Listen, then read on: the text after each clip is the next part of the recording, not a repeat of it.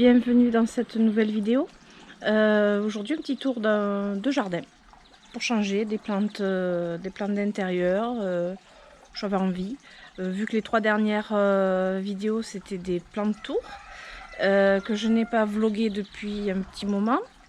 Les 2 derniers mercredis, vous avez pu voir qu'il n'y avait pas de vidéo. Un petit peu de repos, ça fait du bien, hein. On est tous... on n'est pas des robots comme on dit, donc voilà, il faut un petit peu se reposer.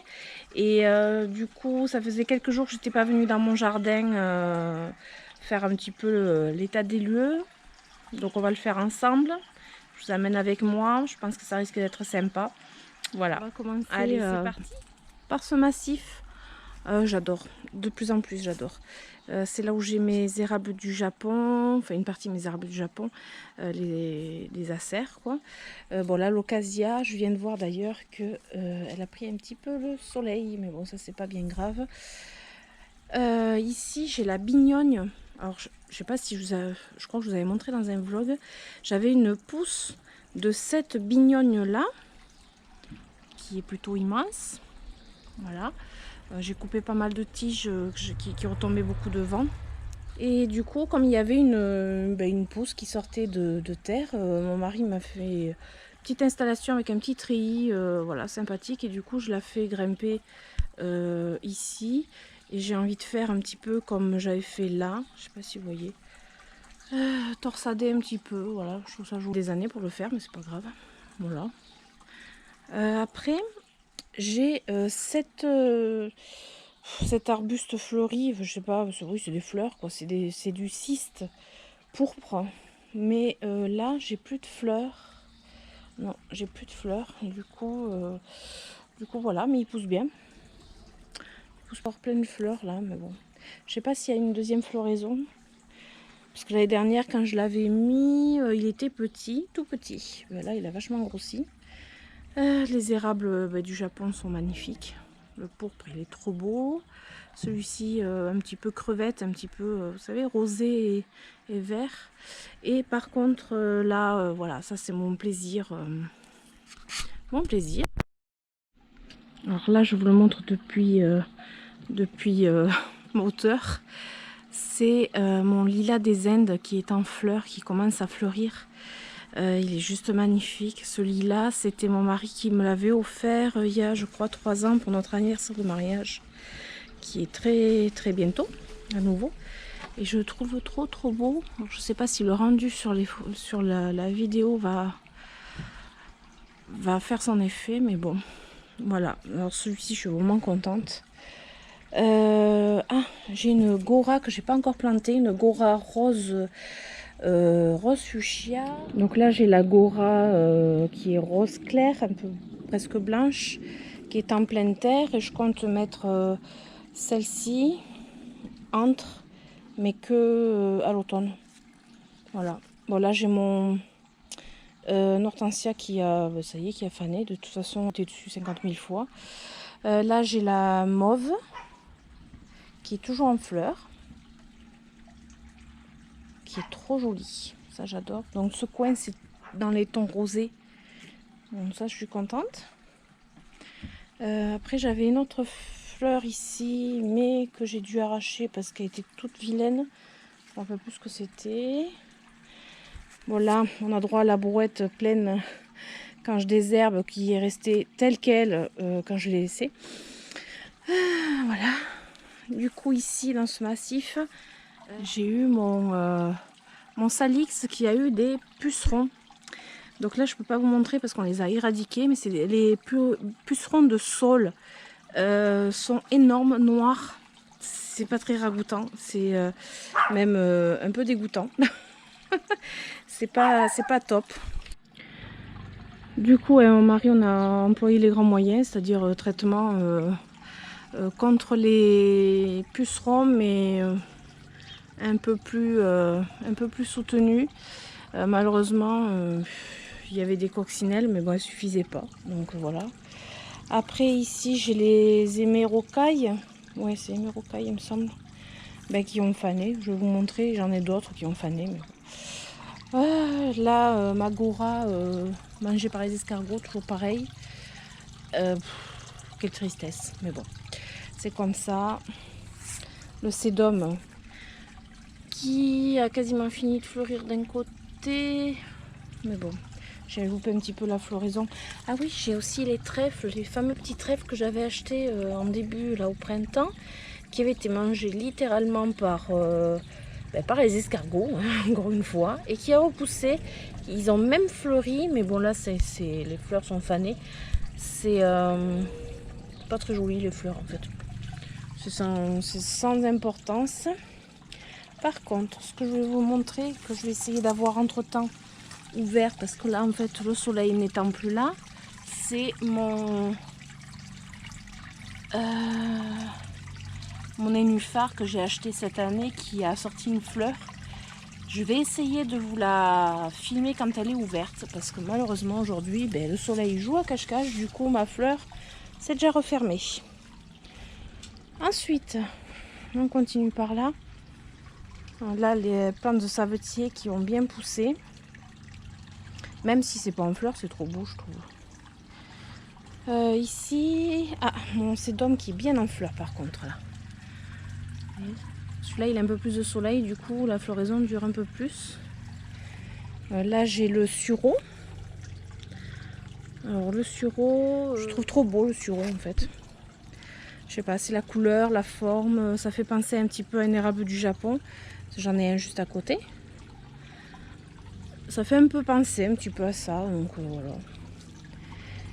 Bon, après il n'y a pas énormément de fleurs. Je suis pas quelqu'un qui a beaucoup de fleurs dans le jardin finalement, mais beaucoup de mélange de feuillage. Donc, et là, l'autre jour en me penchant, je me suis dit, mais bon sang, il a un tronc qui commence à être sympathique mon érable. Et oui, parce qu'il est court sur pattes, mais il a un joli tronc. Alors ici, qu'est-ce qui a changé? Cette plante-ci, que j'ai toujours pas le nom, que je vous mettrai parce que je l'ai dans ma vidéo sur le bassin. Alors, vous voyez à quel point elle a grandi parce que les fleurs touchent l'arbre et elles sont comme ça. Et du coup, ça me cache un petit peu le bassin, mais bon, c'est vu de ce côté, c'est pas bien grave. Voilà. Ici, bon, mais ça pousse de fou. Et là, j'ai mon hibiscus des marais qui a bien grandi. Qui a bien grandi, sauf que comme il est au milieu du bassin, je peux pas voir grand chose. Et vous voyez le tronc qu'il a pris, c'est énorme. Là, j'ai une fleur de nénuphar. Bon, ça, c'est le même nénuphar que j'avais au début, mais c'est toujours aussi beau. Et mon autre fleur, elle est là-bas, mais elle n'est pas ouverte, je suis désolée. Ici, là, j'ai les hortensias qui fanent. Voilà, donc c'est comme ça. Après, ouais, j'ai des œillets aussi. Des petits œillets, ils sont trop mignons. J'en ai pas eu beaucoup cette année. Bon, j'en ai d'autres qui arrivent, hein, mais j'en ai pas eu beaucoup. C'est un temps très bizarre. C'est une année très, très curieuse pour les jardins. Toutes les personnes qui ont un jardin pourront vous le dire. Cette année, c'est assez bizarre. Alors, de ce côté, les cannas qui ont pointé le bout de leur nez. Ici et là-bas. Ça change des tulipes au printemps. Parce que c'est à peu près là où j'avais mis les tulipes. Voilà. Les érables du Japon. Toujours aussi magnifiques. Bunty qui avait une petite soif qui vient de s'abreuvoir au bassin. Ensuite. Alors ici j'ai dû enlever les... mais là ça va pas tarder. J'ai dû enlever les acanthes. Enfin, le feuillage des acanthes, il reste les fleurs. Je vais récupérer les graines parce qu'elles vont pas tarder à éclater de tous les côtés. Donc là, c'est un petit peu moche. Mais bon, ça, c'est pas bien grave. Là, j'ai une petite abeille qui fait sa tournée. Cet arbre, j'ai plus le nom. Zut. Alors c'est terrible quand je vous fais le tour du jardin que j'ai pas le nom. Dès que j'ai le nom, je vous le marque en dessous. Vous voyez, la cante, c'est pas très joli après, là, une fois que ça sèche, mais voilà, je vais récupérer des graines, comme si j'en avais pas assez. Après, je vais tout couper. Donc le massif va être assez clair après. Le rhododendron qui a fini de fleurir. Encore les sédums, ceux-là ils fleurissent après. C'est les mêmes que les autres, mais suivant leur exposition, ils fleurissent pas en même temps. Là j'ai les cannas orange. Alors là, les astromères, les lys des Incas. Je les trouve vraiment trop beaux. Je vais essayer d'en avoir d'autres couleurs à planter pour l'année prochaine. L'hibiscus qui éclate. Celui-là, il est taillé en arbre et un tronc et après en forme d'arbre parce que souvent on le voit en arbuste, mais là non, j'avais pas envie. Je préfère en arbre. Après, ben là, le sol pleureur qu'on a fini quand même par tailler déjà 2 fois parce qu'on pouvait pas passer en dessous et le problème c'est que il n'y a pas d'herbe qui pousse non plus en dessous. Là, c'est un cognacier. Alors ici, j'ai le cognacier. C'est un arbre à coin. J'ai pas intérêt à me le prendre sur la figure, le coin là-haut. Cette année, bon, ben voilà, il a chopé la maladie, quoi. On ne traite pas les arbres, donc, ou très peu. Alors, quand on a des coins qui sont pas trop véreux, ben, on fait de la pâte à coin. Voilà, mais la pâte de coin plutôt. Mais là, je pense que cette année, ça va être foutu encore. Je sens qu'ils vont être véreux. Bon, c'est comme ça, hein. Alors ici, un autre hibiscus, beaucoup plus gros, que je regrette de ne pas avoir taillé au niveau du bas, là, parce que pour passer, en fait, on est obligé de se pencher, clairement. Voilà, là, on est de l'autre côté de l'hibiscus. Bon, il est immense. Après, j'ai les fleurs à ramasser, mais bon. Du coup, ici, on est au niveau des tomates cerises, des pieds de tomates cerises. Alors là, voilà, celle-ci, c'est les tomates cerises poire jaune. Bonne. Excellente. Du coup là j'ai d'autres tomates cerises un peu plus grosses, rondes, mais je connais plus les noms. J'attends qu'elles mûrissent un peu plus. Là, celles-ci sont pas mûres encore. Et ici j'ai un dahlia qui s'est ouvert. Il est trop beau. Je l'avais pas vu celui-ci. Après j'ai les belles de jour qui vont pas tarder à arriver. Toc. Voilà. Laurier rose en fleurs. Trop beau. J'adore. Là ça arrive de tous les côtés. Voilà, j'ai clairement l'hibiscus qui m'a tout envahi. Là il va falloir peut-être que je coupe. Ça m'embête de couper maintenant. Mais c'est trop beau.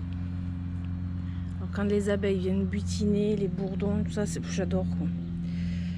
Ensuite en dessous, allez, un petit tour là-dessous. J'ai des boutures d'hortensia. Oui, on dirait que c'est crevé. Mais c'est pas forcément crevé. Voilà, j'en ai plusieurs. Là j'ai par exemple celui-là, c'est un hortensia petite fleur rose. Celui-ci c'est un hortensia blanc. Là vous voyez il n'est pas crevé non plus, hein. C'est des boutures, ça sera pour l'année prochaine, hein. Celui-ci c'est rose, c'est des grandes fleurs roses. Et celui-ci c'est un hortensia blanc, vous voyez, il n'est pas mort du tout. Je sais pas si vous voyez là. On va bien voir si ça prend. Donc ils sont à l'ombre, mais là j'ai toujours mon hortensia bleu qui est bien caché, qui a toujours de belles fleurs. Les euchères, voilà, qui sont bien, qui se portent très bien. Voilà, j'ai la tondeuse du voisin qui est en route. C'est un peu normal, c'est la période. Là, les cannas jaunes, ils sont magnifiques. Et voilà. Alors il faut savoir que les cannas c'est quand même assez envahissant, hein. J'en arrache souvent, mais qu'est-ce que c'est beau. Et là, caché là-dessous, j'ai ma petite acanthe variegata que j'avais achetée au printemps. Je vous avais montré dans un haul plant. Il restait une feuille. Il me semble que c'était celle-ci. Ouais, j'avais dû couper puisqu'elle avait eu l'oïdium. Et finalement, vous voyez, elle repousse partout. Bon, j'ai pas de fleurs. C'est ce qui m'embête un peu. J'ai eu une toute petite fleur, mais je pense pas que j'ai eu les graines qui ont sauté partout. Mais bon. Donc voilà ce que ça donne le massif vu d'en haut.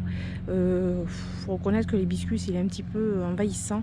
Surtout que d'habitude en fait je le coupe, c'est un arbre. Alors je le coupe normalement haut. Et cette année je sais pas ce qui m'a pris, je l'ai laissé retomber. Alors, faut pas chercher, des fois on redescend. Donc là j'ai toujours mon petit olivier que je ne vais pas montrer dans le plan de tour. Parce que de toute façon c'est un petit arbre l'olivier. Donc mes capucines commence à fleurir. Bon, la caméra on voit pas les couleurs que ça donne, c'est dommage. Voilà, là c'est du pourpier vivace de toutes les couleurs que j'avais en pot, que j'ai mis en pleine terre parce que je trouvais qu'en pot il séchait beaucoup, mais là il reprend donc ça va, ça garnit bien après. Les glaïeuls, les fameux glaïeuls que j'ai plantés au printemps, que voilà, je savais pas du tout comment ils allaient ressortir. Ils sont juste magnifiques. Ce que je reproche aux glaïeuls, c'est que ça tombe très vite. Après j'ai des dahlias qui étaient censés être roses, qui ne le sont pas du tout. Donc ici j'ai c'est le wengelier, quelque chose comme ça, je m'en peux plus. Ici les roses trémières qui me font des feuilles, des feuilles, des feuilles. Roses trémières aussi. Voilà, après l'espèce d'attaque de chenilles, ça va mieux. Ici petite floraison sympathique. Par contre là, ben voilà, des pucerons très sympathiques aussi. Donc il va falloir que je vienne enlever ces pucerons. Oh, crotte. Ça faisait longtemps que j'avais pas vu de pucerons, tiens. Voilà. Donc là, les azalées qui ne sont plus en fleurs. Hortensia qui fanent, quoi. Les hortensias qui fanent aussi. Les fraises. Les fraises. Bon, il y a des fleurs. On en a ramassé quelques-unes, mais c'est pas fifou. J'en ai quelques-unes qui arrivent. C'est pas le truc fifou hein, quand même. Hein. C'est peut-être pas la meilleure exposition, je sais pas. Enfin bon, c'est un essai pour cette année. Bon, regardez pas, c'est horrible, c'est de la ciboulette. Bon, dans ce coin-ci, on retrouve encore des cannas. Encore et toujours des cannas. Jaunes, parce que de toute façon, les rouges, je les ai plus. Le millepertuis qui est toujours en fleurs, qui explose tout le temps. Ça, c'est trop beau. Mais je pense que cette année, pour l'année prochaine, je vais le rabattre plus court parce que là, il a vachement pris du volume. Ce qui fait que il rentre pas dans le champ de la caméra quasiment. Il faut que je recule bien comme il faut pour le faire entrer. Ici, il faudra que je vous trouve le nom, comme d'habitude. Les acanthes aussi, là, c'est bon, elles vont pas tarder à éclater. Je sens que je vais m'en prendre une dans la figure. L'année dernière, je m'en suis pris une dans la joue. Ça fait mal. Enfin, bon, là, les hémérocailles, qui sont... Voilà. Hein. Il va falloir que je coupe. Alors, en attendant que mon voisin finisse de passer la tondeuse, on va passer de ce côté. Donc, la gave qui grandit toujours beaucoup. Mais vraiment beaucoup. Ah, alors maintenant c'est le coq qui a décidé de chanter, j'y crois pas. Voilà, j'ai taillé un petit peu de millepertuis parce que ça commence à être très envahissant. les hémérocailles, j'ai enlevé les tiges pas belles. Et j'ai trouvé mon agapanthe au milieu de tout ça. Je l'ai enfin trouvée. Elle était trop envahie par le millepertuis, tout ça. Donc voilà. Je l'ai trouvée. Bon, j'aurai pas de fleurs, je crois, cette année. Mais bon, tant pis. Au moins, je ne l'ai pas perdue. J'ai taillé l'olivier parce qu'on commençait à plus rien voir. Alors ici, j'ai le pourpier vivace rose, mais un rose pétant que j'adore. Ça prolifère bien. Il suffit de prendre une tige et de le poser plus loin et ça prolifère. Voilà. J'ai vu que j'avais de la cochenille farineuse. Désolée, mon coq a décidé de chanter maintenant. Voilà. Le salix qui refleurit en fait. Ouais, il va refleurir. Vous voyez là, les petites boules blanches là, c'est les fleurs. Voilà. Bon, ça c'est le bébé agave de la maman agave. Oui, je sais, c'est plus un bébé. D'ailleurs, il va falloir que je voie parce que je pense que je vais peut-être pas le laisser là, sauf qu'il est tellement énorme que je sais pas si je vais pouvoir le sortir. Voilà. Et tant que j'y suis, vu que ça fait partie du jardin, je vais vous montrer comment vont les bébés. Tous les bébés. Alors, comment ça va? Alors les blanches, ben, vous voyez les poussins, ils rattrapent leur maman en taille. On voit le petit blanc là. Et les petits marrons, ben, évidemment les petits marrons, on les voit pas là. Voilà. Les petits marrons, ils sont là. Il y en a toujours 5. Avec les gros blancs. Bon, ils ont 3-4 semaines d'écart, donc forcément... Et Haribo, toujours garde à vous, juste là. Oui. Allez, on va continuer. Alors, ici, donc là, on est derrière la maison. J'ai toujours mon hortensia. Celui-ci est toujours en fleurs parce qu'il est arrivé après. La floraison est arrivée après. Celui-ci, je sais que je n'en aurai pas, mais bon, c'est déjà bien qu'il vive parce que je l'avais planté l'année dernière. Et j'en ai un qui est mort. Et celui-ci, il vit, donc ça va. Celui-ci... Oui, ils ont tellement douillé avec le gel. Là, il me fait du rose clair. Voilà, j'adore trop. Ici, la floraison du jasmin a été bien courte, je trouve. A été vraiment très courte. Bah, ici, on a le petit loulou. Oui, c'est son petit moment en extérieur. Voilà. Alors ici, le figuier, comme vous pouvez voir, ça commence à grossir. Voilà, tout doucement. J'espère qu'on n'aura pas genre de la grêle ou quelque chose dans ce genre-là, parce que bon, c'est un peu fatigant à force. Et là, mes pieds de tomates qui ont chaud, mais qui me donnent de belles tomates. Regardez un petit peu celle-ci. Hop. Alors, je sais pas la variété. J'en ai même une par terre. Ouais, j'en ai une qui est tombée avec la branche. Ouais. Bon, je la ramasse du coup. Bon, là, j'ai quand même pas mal de tomates à venir. Voilà. Ici, ça commence à mûrir. Ça, je crois que c'est les tomates ananas. Des grosses tomates là-bas. Alors celle-ci, je pensais que c'était des cœurs de bœuf, mais je crois pas en fait. Je crois que je me suis inversée. Plein de tomates. Ou alors c'est un cœur de bœuf jaune ou rose, ou je sais pas. Donc j'en ai quelques-unes là, mais je vais en avoir beaucoup ici. Sauf que mon pied s'est un peu cassé la figure vu que le piquet est trop petit. Et que pour l'instant, j'ai pas eu le temps de mettre un plus gros piquet. Et je pense que le cœur de bœuf, c'est celle-là.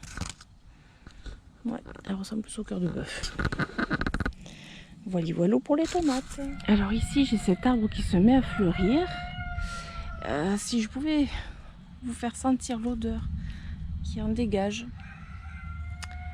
Parce que c'est un truc de fou, quoi. Sauf que je ne connais pas son nom.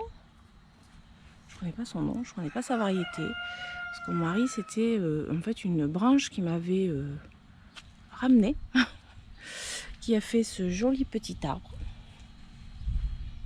Et qui tous les ans grandit bien et parfume tout le jardin. Vous voyez la taille qu'il a pris.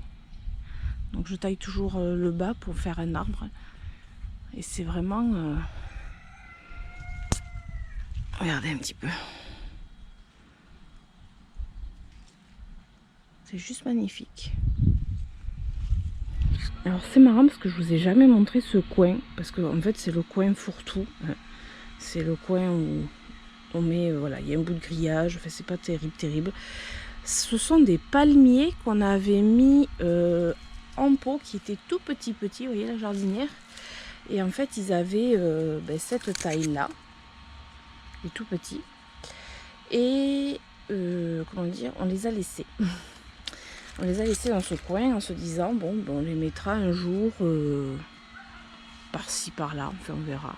Le problème c'est qu'on les a jamais sortis et que maintenant ils ont percé le pot et ils sont enracinés en dessous. Donc là clairement ils sont pas prêts de sortir d'ici. Il y en a 2. C'est bien dommage parce qu'ils sont magnifiques. Mais là si on essaye de les sortir, je pense qu'on les abîmerait plus qu'autre chose. Voilà, donc vous voyez la taille des feuilles. Il est trop beau, hein, mais bon, bien caché, quoi. Et ça, c'est vrai que j'ai jamais pensé à vous le montrer. Voilà, on se retrouve à la fin de cette vidéo pour faire un genre de petit constat, de bilan à la mi-saison sur le jardin. Un bilan pas super, je trouve. J'ai eu des années bien mieux que ça. Pire aussi. Mais bon... voilà.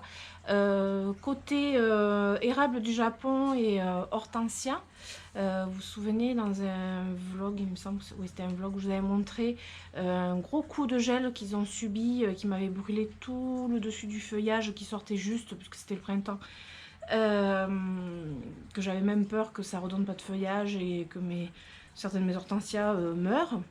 Au final... ils m'ont fait une plus belle floraison, je trouve. Et mes érables se sont bien requinqués. On refait du feuillage. Bon, donc là-dessus, c'est bon.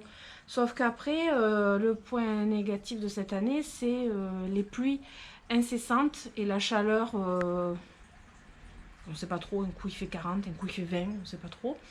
Ben, le jardin, c'est pareil. Il ne sait pas trop. Les plantes ne savent plus. Les insectes... savent plus trop peut-être non plus et du coup cette année par exemple j'ai eu les fameux pucerons de sol. J'ai jamais eu ça ici. C'est des petites bestioles qui sont arrivées cette année que habituellement j'en ai pas, j'en ai jamais eu. En plus elles sont venues jusque devant ma terrasse puisque j'ai le salix qui est juste devant, donc ça venait sur la terrasse et franchement ça a été pénible pendant plusieurs jours. Obligée de traiter alors que j'avais mes petites coccinelles qui s'occupaient de mes autres pucerons. C'était très bien, mais bon là obligée de traiter. Alors c'était un traitement bio, mais bon malgré tout, voilà, c'est pas le top. Voilà, j'ai cru que j'allais pas m'en sortir de ces bestioles. J'ai de la cochenille devant alors que j'en ai jamais eu. Voilà, ça c'est un truc bizarre aussi. Alors j'ai des plantes aussi qui ont souffert de fumagine. Alors je ne sais pas si vous connaissez, c'est un champignon en fait. C'est un dépôt noir, un peu comme de la suie sur les feuilles. Là j'en ai pas sous la main parce que je crois que j'ai tout enlevé en fait. Dans cette zone là justement où j'ai eu beaucoup de pucerons, en fait c'est un champignon qui prolifère là où comment dire, quand il y a beaucoup de nuisibles, comme la cochenille et les pucerons, qui fabriquent du miel qui en fait qui dépose sur les feuillages, et le champignon en fait prolifère là-dessus. Ce qui donne un dépôt noir, c'est collant puisque le miel là c'est collant, donc c'est un super mélange vous voyez. Et alors c'est pas nocif en soi pour la plante, mais c'est juste que ça empêche de faire la photosynthèse, et du coup arrivé à un certain moment c'est pas bon, non, c'est pas bon, et puis c'est pas beau quoi. Enfin, voilà, ça prolifère, c'est un champignon, du coup obligé de couper. Donc j'ai coupé quelques plantes autour du bassin, pas les plus grosses, hein, mais voilà. Donc la vigne, cette année, c'est mort. Mais le pire, c'est qu'il y a des vignobles qui en souffrent. Les arbres fruitiers, bon, j'ai pas eu de cerises de toute façon. Voilà. Pour l'instant, je croise les doigts. Mon figuier va bien. Les tomates, cette année, ben, pour l'instant, ça va. Alors qu'on a eu 2-3 ans là consécutifs, c'était pas terrible. Et voilà. Le jardin, cette année, c'est vraiment bizarre. Le seul truc, c'est qu'en en plein milieu d'été, fin juillet, ben, c'est encore vert. Vous voyez, c'est encore vert, tellement qu'il n'y a plus. Parce que d'habitude, c'est tout grillé ici, quoi. C'est voilà, c'est plus jaune que vert. Donc ça, ce serait le côté positif, on va dire. Parce qu'il faut bien sortir des côtés positifs de tout ça. Et voilà, et par exemple, ce matin, ben, on s'est réveillé avec un super gros orage, avec un déluge de pluie. Et ben, ça a arrosé le jardin. Voilà. Donc j'espère que cette vidéo vous aura plu, que ça vous aura apporté un petit moment de détente malgré tout. Et si c'est le cas, je vous invite à mettre des pouces et à vous abonner. Et pour suivre mes petites aventures, plantes d'intérieur, jardin succulentes. Et je vous fais d'énormes bisous et je vous dis à très bientôt. Ciao ciao!